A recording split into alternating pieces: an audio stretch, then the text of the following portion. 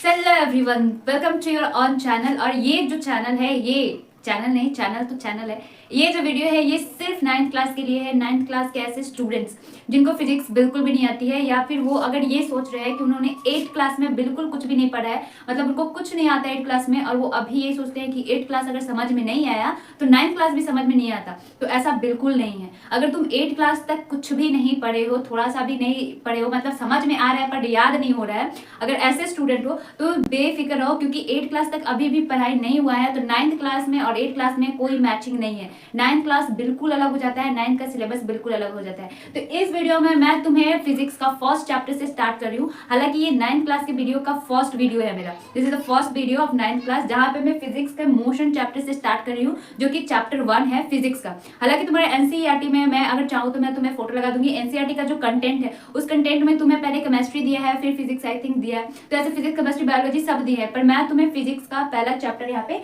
पढ़ा रही हूँ, जो कि मोशन है। अगर तुम्हें फिजिक्स बिल्कुल भी नहीं आती है तो कोई घबराने की बात है। ऐसा नहीं है कि तुमको कुछ नहीं आता है तो ये वीडियो में जो भी बताया जाएगा वो तुमको समझ में नहीं आएगा, ऐसा नहीं है। अगर तुमको जीरो हो, मतलब तुम्हें फिजिक्स में कुछ भी नहीं आता, तो भी तुम आराम से फिजिक्स को समझ सकते हो। देखो 8th क्लास नहीं पढ़े कोई दिक्कत नहीं है, पर अगर 9th क्लास सही से नहीं पढ़ोगे तो 10th में बिल्कुल समझ में नहीं आएगा, क्योंकि जो 9th में समझ में नहीं आया वो 10th में नहीं आता है। सो 9th क्लास अगर अच्छे से पढ़ रहे हो तो 10th भी अच्छा हो जाएगा। 8 पढ़े नहीं पढ़े, 7 पढ़े नहीं पढ़े, उससे कोई दिक्कत नहीं है।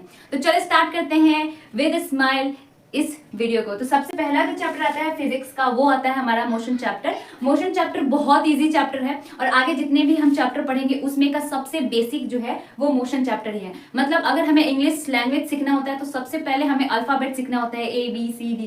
तो वैसे ही अगर तुम्हें फिजिक्स समझना है तो फिजिक्स को समझने के लिए ये जो मोशन चैप्टर है ये तुम्हें अल्फाबेट की तरह काम करेगा, ABCD की तरह काम करेगा। अगर ये चैप्टर अच्छे से तुमने समझ लिया, जैसा जैसे मैं बता रही वैसे तुमने कर लिया, तो आगे के चैप्टर्स में बिल्कुल भी दिक्कत। स्टार्ट करते हैं नया चैप्टर।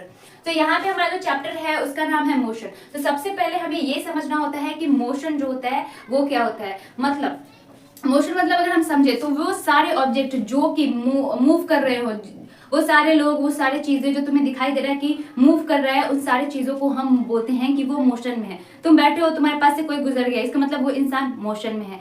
तुम देख रहे हो कि तुमने एक लाख किसी चीज को मारा, वो मोशन में चला गया, मतलब मूव कर गया, मतलब वो भी एक टाइम के लिए मोशन किया है। तो मोशन मतलब क्या होता है, वो सारे चीज, वो सारे सब्सटेंस, वो सारे ऑर्गेनिज्म, कोई भी पीपल, कोई भी जानवर जो मूव कर रहा है उसको हम मोशन कहते हैं। तो अगर हम यहाँ पे मोशन के बारे में, मोशन तो ये होता है, आई थिंक ये समझ में आएगा कि मोशन क्या होता है। अगर हम उसको सिलेबसली अगर ये डेफिनेशन में लिखे तो कैसे लिख सकते हैं, anything that change its position with respect to time is called it is motion.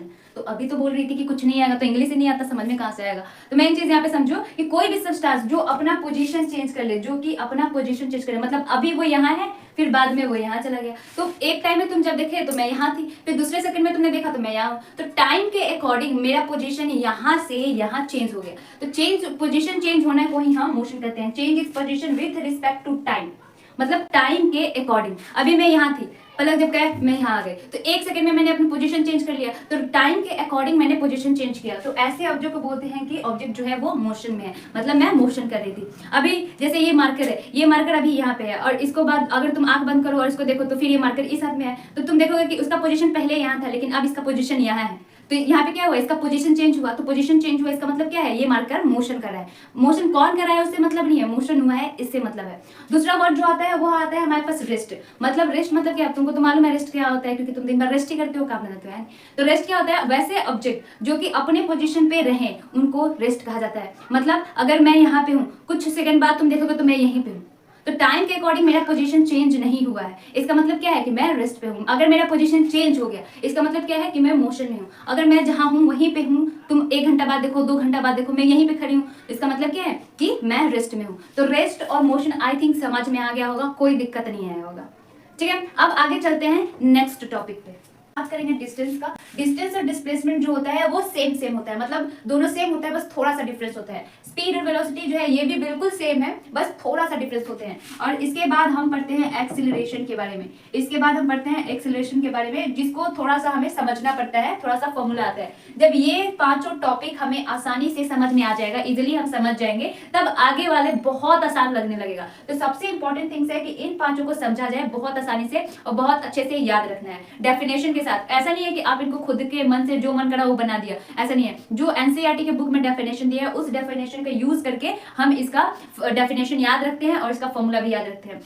देखो एक्सीलरेशन जब खत्म हो जाएगा, जब एक्सीलरेशन खत्म हो जाएगा उसके बाद आता है हमारे पास मोशन के टाइप्स। मतलब मोशन जो होते हैं वो दो टाइप्स के होते हैं, एक होता है यूनिफॉर्म मोशन और दूसरा होता है नॉन यूनिफॉर्म मोशन। तो यहाँ पे उसके बाद इन पांचों के बाद हम पढ़ेंगे कि यूनिफॉर्म मोशन क्या होता है, नॉन यूनिफॉर्म मोशन क्या होता है, और एक हमारे पास अलग टॉपिक बच जाता है जिसको हम कहते हैं यूनिफॉर्म सर्कुलर मोशन, जो तुम्हारे एनसीईआरटी के लास्ट टॉपिक में दिया है, लास्ट पेज में दिया होगा यूनिफॉर्म सर्कुलर मोशन। तो ये बस 4-5 या फिर बोले 5-6 टॉपिक्स दिए गए हैं जो कि बहुत आसान टॉपिक है और तुम चाहो तो बहुत इजिली कवर कर सकते हो।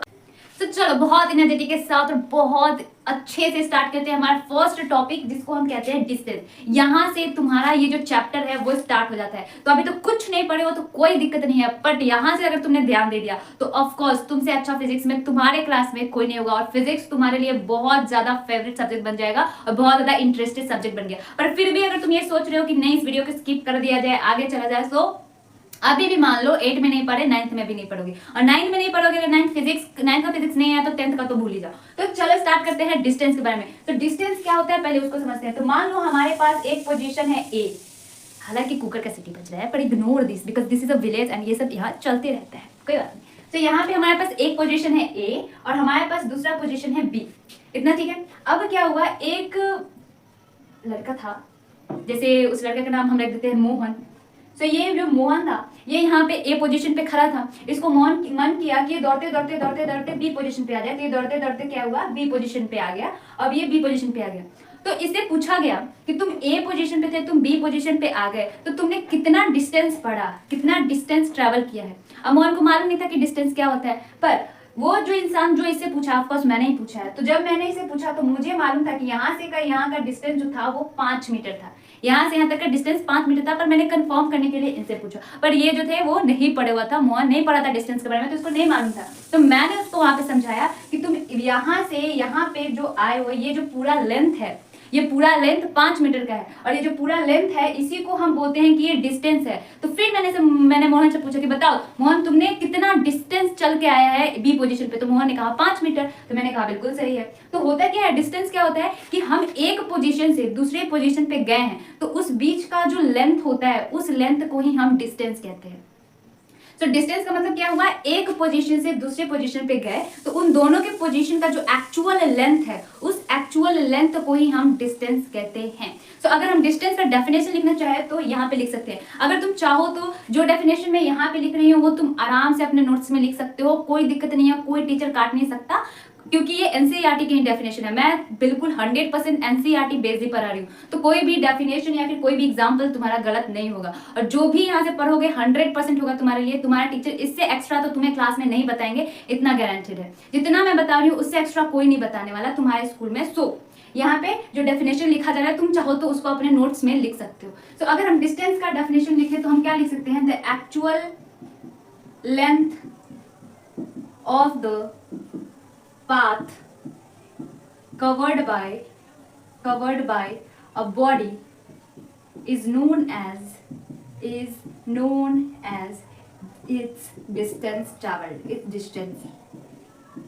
देखो अब फिजिक्स में एक टर्म यूज किया जाता है बॉडी। अब तुम हो बेवकूफ इंसान, तुमको बॉडी का मतलब एक ही चीज मालूम है, बॉडी मतलब शरीर, ऐसा नहीं है। जब फिजिक्स में हम बॉडी टर्म यूज करते हैं तो इस बॉडी का मतलब होता है कोई भी ऑब्जेक्ट, इस बॉडी का मतलब हुआ कोई भी ऑब्जेक्ट। तो फिजिक्स में हम बॉडी यूज करते हैं थोड़ा स्टाइल के लिए कि हम फिजिक्स पढ़ते हैं इसलिए हम बॉडी लिखते हैं। तो अगर हम डिस्टेंस का डेफिनेशन लिखे एनसीईआरटी बेस तो क्या लिख सकते हैं, the actual length of the path covered by a body is known as its distance. मतलब एक पाथ को कवर करने में जितना उस पाथ का लेंथ है, एक्चुअल लेंथ है, उसी लेंथ को कहा जाता है distance covered by that body. या फिर तुम ऐसे भी लिख सकते हो, the length between one position to another position is known as distance, पर ये हमारा बनाया हुआ हो जाएगा और ये जो डेफिनेशन है ये तुम्हारा एनसीईआरटी के थ्रू डेफिनेशन है। अब दूसरा चीज आता है, तुम जब इस चैप्टर को आगे पढ़ोगे तो तुम्हें एक वर्ड आता है जिसको हम कहते हैं एसआई यूनिट, जिसको हम कहते हैं एसआई यूनिट। और अगर तुमने 7th 8th में कहीं से भी तुम्हारे टीचर के मुंह से गलती से भी निकल गया होगा एसआई यूनिट तो तुमने सुना नहीं होगा, तुमने इग्नोर कर दिया होगा। तो मैं यहाँ बता दूं एसआई यूनिट मतलब क्या होता है, इंटरनेशनल सिस्टम ऑफ यूनिट। इसका फुल फॉर्म होता है international system of unit, international system of unit.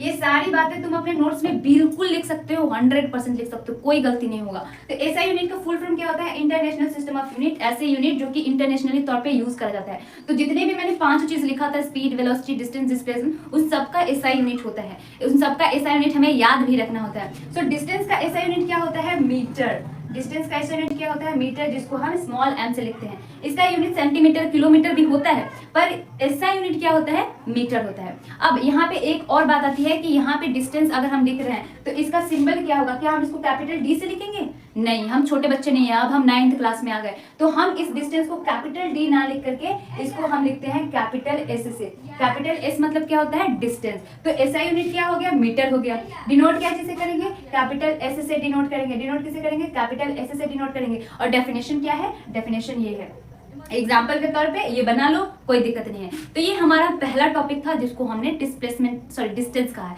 अब आता है हमारे पास दूसरा टॉपिक। आई थिंक डिस्टेंस में किसी को कोई दिक्कत नहीं होगा। अब चलो आगे चलते हैं, आते हैं हमारे पास डिस्प्लेसमेंट, और डिस्प्लेसमेंट को पढ़ते हैं, क्योंकि ये जो चीज है ना डिस्प्लेसमेंट, ये हमारे लिए न्यू है। तो न्यू है तो थोड़ा सा टाइम लगेगा समझाने के लिए, बट मुझे मालूम है सामने बैठे जो देख रहे हो वो बहुत होशियार है और 1 मिनट में समझ लेंगे। तो चलो डिस्प्लेसमेंट शुरू करते हैं। सो अब जो आता है हमारे पास दूसरा टॉपिक, वो आता है डिस्प्लेसमेंट के बारे में। डिस्प्लेसमेंट आई थिंक नहीं सुने होगा, कोई बात नहीं, पहले एग्जाम्पल के साथ समझते हैं। तो मान लो मोहन का फिर से एग्जाम्पल लेते हैं। यहाँ पे ए पोजिशन है और ये बी पोजिशन है, ठीक है? ए पोजीशन है, बी पोजीशन है। अब एक दूसरा पोजीशन लेते हैं, ये सी पोजीशन है। यहाँ से यहाँ तक का डिस्टेंस मुझे मालूम है कि 10 मीटर है। और यहाँ से एक यहाँ पे मान लेते हैं, मान लो ये डी पोजीशन है, और यहाँ पे मैं मान लेती हूँ क्या? सी पोजीशन है। और यहाँ से यहाँ तक का डिस्टेंस फिर से 10 सेंटीमीटर है, और यहाँ से यहाँ तक का डिस्टेंस भी जो है वो 10 सेंटीमीटर ही है। ये पूरा डिस्टेंस जो है वो 10 सेंटीमीटर है, ठीक है? अब मोहन को क्या करे? इस ट्रैक पर लेकर आए, तो मोहन जो है वो यहाँ पे आ गया, ठीक है? मोहन को फिर से वहां से दौड़ाना शुरू करा गया, और ये दौड़ते दौड़ते दौड़ते दौड़ते यहाँ से दौड़ा, बोला गया कि डी पोजीशन पे तुम्हें आना है, और ये ऐसे दौड़ते दौड़ते इस तरीके से डी पोजीशन पे मोहन जो है फाइनली पहुंच गया। तो मोहन जो है वो डी पोजीशन पे पहुंच गया, और डी पोजीशन पे कौन खड़ा था? मैं खड़ी थी। तो यहाँ पे पहुंच गया। अब मोहन जो है, उस मोहन से मैंने पूछा कि बताओ कि तुम्हारा डिस्प्लेसमेंट कितना है? तुम ए से डी तक आए तो तुम कितना डिस्प्लेसमेंट कवर किए? तो मोहन फिर कंफ्यूज, क्योंकि मोहन को डिस्प्लेसमेंट मालूम ही नहीं था, बिल्कुल तुम्हारी तरह, उसको भी डिस्प्लेसमेंट की कोई जानकारी नहीं था। तो फिर मैंने उसको बताया कि इनिशियल पोजीशन, दो हमारे पास वर्ड आता है, एक होता है इनिशियल, एक होता है इनिशियल और एक होता है फाइनल। तो इनिशियल मतलब जहां से स्टार्ट करा, जहां से स्टार्ट करे उसको कहते हैं इनिशियल, और जहां पे पहुंचे उसको कहते हैं फाइनल। इसको क्या कहेंगे? फाइनल कहेंगे। जहां पे पहुंचे, इसको अगर मैं हिंदी में लिखूं तो इस तरीके से लिख सकते हैं, जहां पे हम पहुंचे उसको हम फाइनल कहेंगे। तो मैंने उसको समझाया कि जहां से तुम स्टार्ट करोगे उसको इनिशियल कहते हैं, और जहां पे तुमने पहुंचा उसको फाइनल कहते हैं। तो इनिशियल से फाइनल तक का दूरी जो होता है उसको हम डिस्प्लेसमेंट कहते हैं। इनिशियल से फाइनल, इनिशियल से फाइनल के बीच में जो सबसे छोटा डिस्टेंस होगा, जो सबसे छोटा पाथ होगा, उसी को हम डिस्प्लेसमेंट कहते हैं। तो मोहन को समझ में आ गया। मोहन ने कहा कि मैं यहाँ से स्टार्ट कर रहा हूँ, यहाँ पे पहुंच रहा हूँ, तो यहाँ से यहाँ तक का सबसे शॉर्टेस्ट पाथ क्या होगा? यहाँ से लेकर यहाँ तक का, ये हमको दिखाई दे रहा है। मतलब मोहन ने यहाँ से यहाँ तक ही चला है। मोहन चला तो इस तरीके से है, पर हमें बताना है डिस्प्लेसमेंट। डिस्प्लेसमेंट मतलब क्या? ये बड़ा रूट हमको नहीं पकड़ना है, हमको पकड़ना है छोटा रूट, जितने छोटे में हम चले जाए फाइनल पोजीशन पे। तो मोहन ने बोला कि मैं तो सिर्फ 10 मीटर ही चला हूँ, इसका मतलब 10 मीटर जो होगा वो मेरा डिस्प्लेसमेंट होगा, ऐसा मोहन ने पूछा। तो मैंने कहा बिल्कुल सही जवाब। क्यों? क्योंकि ए से डी तक वो आया। मान लो यहाँ पे ए है, ये बी है, ये सी है और ये डी है। मोहन यहाँ से यहाँ तक ऐसे चला, लेकिन मैं क्या बोल रही हूँ कि डिस्प्लेसमेंट क्या होता है? सबसे शॉर्टेस्ट पाथ। तो यहाँ से अगर इस तरीके से आया जाएगा तो ये बड़ा लंबा पाथ हो जाएगा, मतलब 10 10 20 और 10 30 मीटर हो जाएगा। तो ये हमारा डिस्प्लेसमेंट नहीं हुआ। डिस्प्लेसमेंट होता है इनिशियल से फाइनल के बीच का दूरी। तो इनिशियल ये है और फाइनल ये है, तो इन दोनों के बीच का दूरी कितना है? सिर्फ 10 सेंटीमीटर है या फिर 10 मीटर है। तो हम क्या करेंगे कि 10 मीटर जो है वो डिस्प्लेसमेंट है। तो अगर हम साइंटिफिकली, अगर हम सिलेबस के अकॉर्डिंग डिस्प्लेसमेंट का डेफिनेशन लिखे तो क्या लिखेंगे? हम डिस्प्लेसमेंट का डेफिनेशन लिखते हैं, पहले मैं इसको साफ कर दूं। इस डिस्प्लेसमेंट का लिखते हैं definition, the shortest length between, BW मतलब between A final and initial, between final and initial point is known as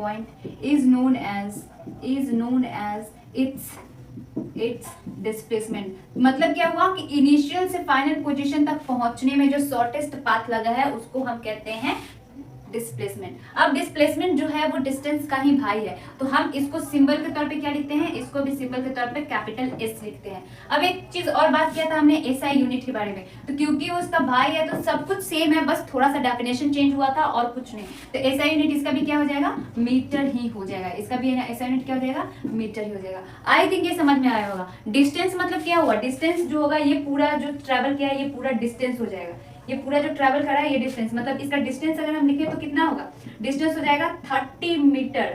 distance क्या हो जाएगा, 30 मीटर हो जाएगा। लेकिन अगर हम डिस्प्लेसमेंट की बात करें तो डिस्प्लेसमेंट सिर्फ हम इनिशियल और फाइनल के बीच का निकालेंगे। तो इनिशियल और फाइनल का निकालोगे तो अगर मैं यहाँ पे डिस्प्लेसमेंट लिखूं तो डिस्प्लेसमेंट कितना हो जाएगा, इनिशियल से फाइनल के बीच में, मतलब सिर्फ 10 मीटर जो होगा ये हमारा डिस्प्लेसमेंट होगा। तो हम डिस्प्लेसमेंट में एक और चीज लिख सकते हैं और ये लिख सकते हैं कि it is depend on initial and final position. It is depend on initial and final position. तो हम ऐसा लिख सकते हैं, इसका मतलब क्या हुआ, पोजीशन। ठीक है, तो ये पूरा बात हो जाता है हमारे डिस्प्लेसमेंट के बारे में। सो डिस्प्लेसमेंट मैंने बहुत अच्छे से बता दिया, आई थिंक इसमें कोई दिक्कत नहीं हुआ होगा। तो आगे चलते हैं और नेक्स्ट पढ़ते हैं स्पीड और वेलोसिटी के बारे में। स्पीड अगर समझ लोगे तो वेलोसिटी भी बहुत आराम से समझ में आएगा, कोई दिक्कत नहीं आएगा। तो